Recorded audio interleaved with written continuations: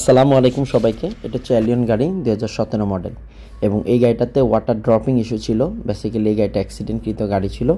আপনাদের এই গাড়িটা স্টার্ট হয় না এবং গাড়ির চাবি হারিয়ে গেছে। সো ওনারা আমাকে ইনভাইটেশন করলো এবং আমি গেলাম হাউসে। আপনাদের গাড়িটা আমি যেহেতু স্লিপ মোড ছিল প্রথমে পাওয়ার মোডে আনলাম। আপনাদের গাড়ি স্টার্ট হয় না, দেন আমি ইমোবিলাইজার প্রোগ্রাম এবং চাবি প্রোগ্রাম দুইটাই করলাম এবং কন্ট্রোলার যেটা সেটাও আমি লাগাইলাম। এবং এই গাড়ির কন্ট্রোলার হচ্ছে 8G।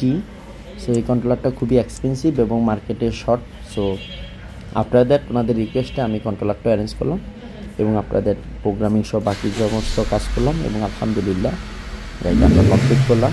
এবং দুইটা কন্ট্রোলারই দেখতেছেন এবং চাবি আলহামদুলিল্লাহ দেখুন লক আমার দুই বড় ভাই ডেভিড এবং ডলার, অর্থাৎ হচ্ছে ডেভিড বলতে আমাদের শ্রদ্ধেয় সাগর ভাই আর ডলার বলতে আমাদের রেজাউল করিম ভাই ওরফে পীরসাব চরমনাই। গাড়ি স্টার্ট এবং অল এবং আলহামদুলিল্লাহ আমরা ধন্যবাদ করলাম।